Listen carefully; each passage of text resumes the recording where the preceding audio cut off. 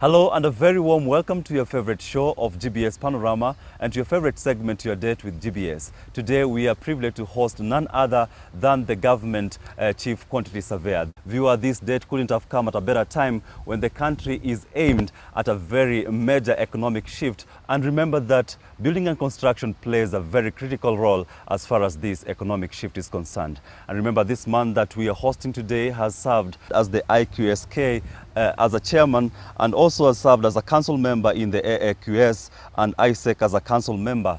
And remember, he has also spearheaded a number of reforms in this area. We are going to share all this on today's show. Welcome. And first things first, you know, many people just know you as the chief quantity surveyor, or rather some know you by your name as Moses Nyakiogara. But we don't know who is this Moses Nyakiogara. Yeah. Yeah, thank you very much. As you have said, my name is Moses Nyakiogara. Yeah. I was born and brought up in Kisii long time ago. Yes. And I went to local schools. Eventually I went to Kakamega High School for A-levels. Yes. And I went to University of Nairobi in 1978. I did a bachelor's in building economics or quant surveying.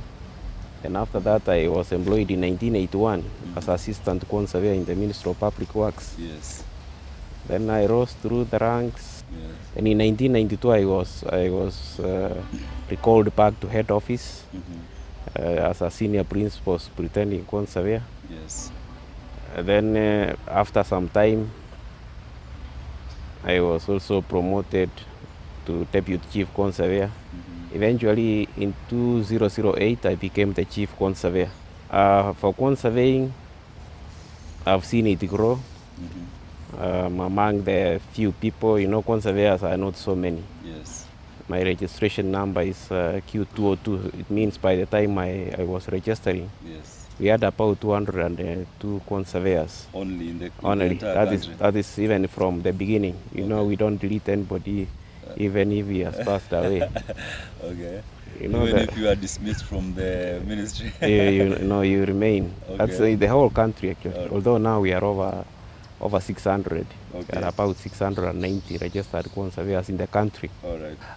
And is it maybe a particular profession that you will maybe encourage the youths who are maybe coming up, people who've done survey or rather architectural sciences in different institutions to maybe follow up or rather aspire to be? No, it's a very, very good course. Yes. And it's quite inspiring because we deal with the fiscal development. Yes. We don't have enough in the country. Yes. If I give, for example, the ministry, Yeah. our establishment is actually nearly 900 technical staff, but we currently only have about 150. Yeah, and this shows like there is an opportunity, rather there is a market for this particular course. Very big market. Yeah. Extremely big. Because even now in the private sector, every big contractor wants a quant surveyor. Every big quant surveying firm wants a quant surveyor. All institutions Yes. which are developing, which handles the development, Yeah. they look for a quant surveyor. I think more than another profession at the moment. Yeah. Because quant surveying mainly they are the experts in costing of a project. Okay. And they are also the experts on the other side. If they are with the contractors, they are the experts in making claims. And for you particularly, so let's get back to your life. Have you been happy in doing whatever you've done? I'm quite happy. It has been challenging also. Yeah. You know, when you are doing public work, Yeah. the eyes are many. Yeah, that's very true. The government, everybody, the public want to get value for money for their project. Yeah. We have had quite many challenges, especially trying to convince the public that they are getting value for money. You know, in the government, we try to give the best specification, because if you do in between, you will be cheated. Yeah, you'll be cheated definitely, and it raises a public uproar most of the time. Public uproar, and then the contractors will take advantage. Yeah. The kind of construction we do, as we do standards, we have standards. If you look at the old buildings which were done Yeah. like some colonial schools. There were a few schools which were built permanently. They are still standing, Yeah, this is standing, from yeah. colonial times. Yeah. Those are the kind of structures we recommend. Okay. And we believe, like, now away from what you do, we believe you are a family man. And just describing how you've been rising through the ranks, we understand those were very, very critical positions that you are holding. Did you ever get time maybe to concentrate with your family life? Yeah, you don't forget family life, but I know the higher you go, the less time you spend with them. Okay. Okay, I wake up in the morning. Normally I wake up at 4:30, latest 5. Yeah, So, all that early. Yeah, that early. Then I'm in the office before 7. Yeah. In fact, even most of the time I watch news in the office. All right. I spend the whole day in the office or doing official work. All right. I leave office most of the time at around 7 in the evening. Sometimes we used to go as late as 8. Then from there I go through the club, especially public service club. It's not very far from our office. Yes. I go and play a bit of squash. Yeah, you play squash. At least 3 to 4 times a week. Okay. Once in a while, Parkland Sports Club. Yeah. But previously I used to play tennis when I had time during daytime. I used to play a lot of tennis. I played at Kakamega Sports Club, Yes. Nyanza Club. Yes. Then when I came to Nairobi, I was playing a lot of tennis at the Parklands and the Impala and Nairobi Club. I was among, it's a time I was at least around top 10 in the country. In the country? Yeah, for a long time. And at the moment, what position are you playing at? No, at the moment I'm not playing tennis because of the time. Okay. So I spend that time to play squash. And now I'm an old man, I can't be playing there. Yes. So for the family, we try at least once in a while we eat together, all of us. I don't have a primary school kid, but when my daughter was there, I used to make sure I drop her in school in the morning. Yes. In the evening, my wife picks her. Yeah. So that time you have those contact hours, even if there are few, but you manage to stay together. But weekends we try to be together as much as possible, Yes. especially meal time, and a little we socialize here and there. And now, back to your profession, we know that the building and construction industry in the country has taken a major, maybe, shift from where it used to be. And we know that there are a number of reforms that are taking place in this industry.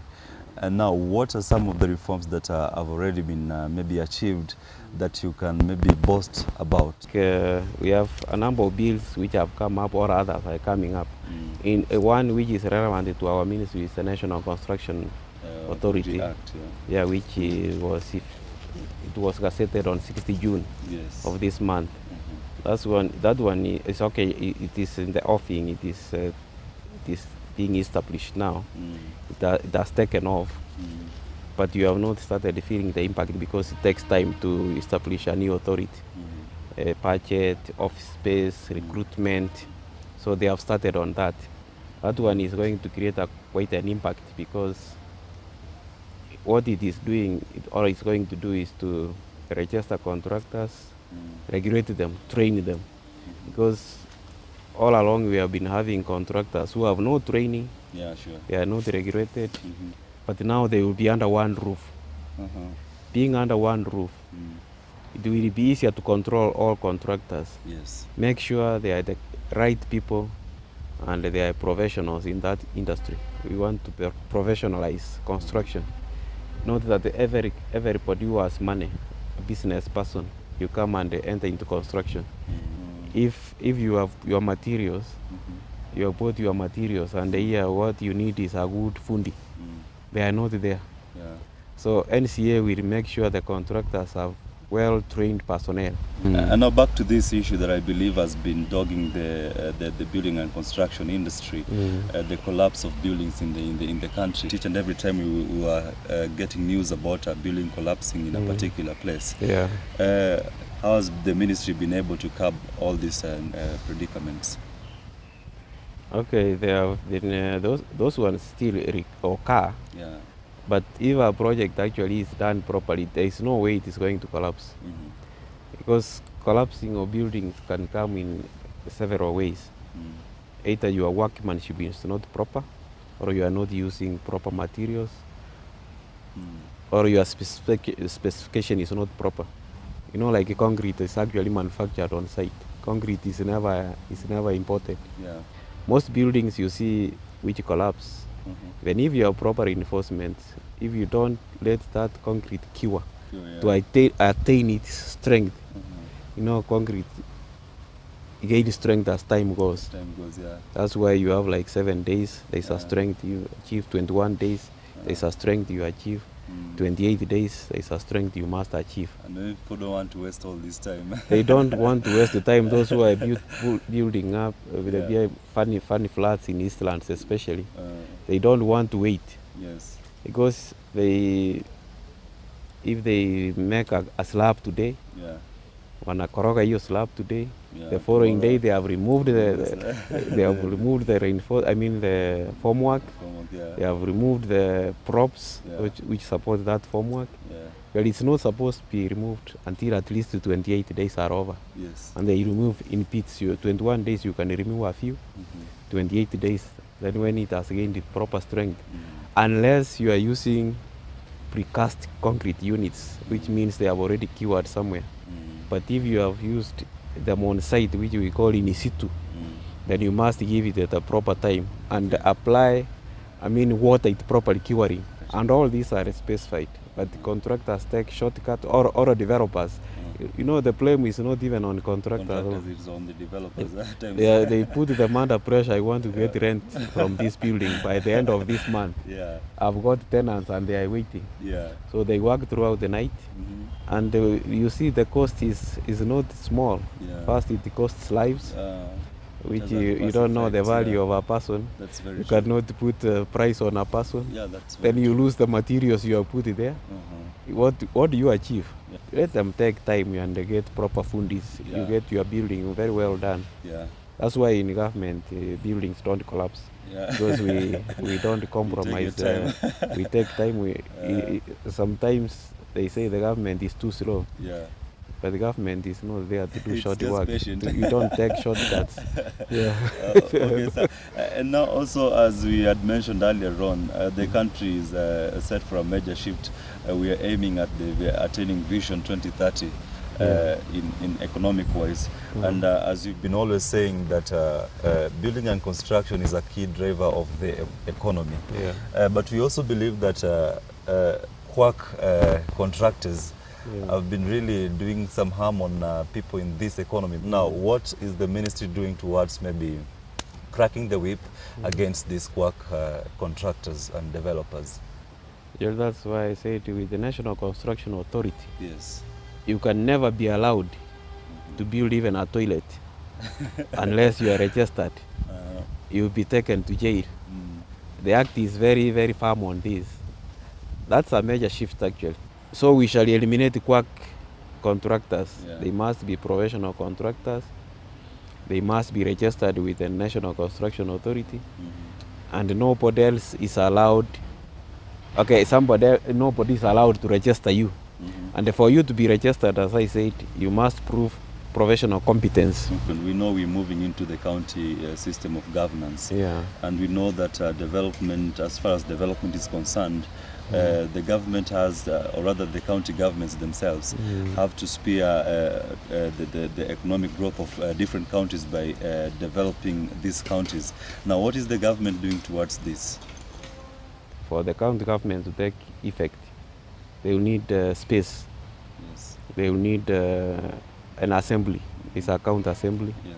They will need officers, and the ministry and the transition government, together with the CIC, Transition Implementation Committee, have agreed to take a team round next month to look at those ones which have nothing, so they can have maybe temporary structures to start with. Because if you don't take off, I think you are supposed to be registered. I'm not very familiar with that clause in the Constitution, but I hear you must take effect. So the government has taken especially the ministry is very keen in implementation of this.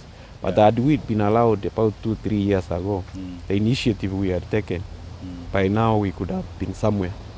We could have had at least basic facilities, because even those ones which are existing will need to be relooked into, either renovated or redesigned to accommodate the governments. All right. Yeah.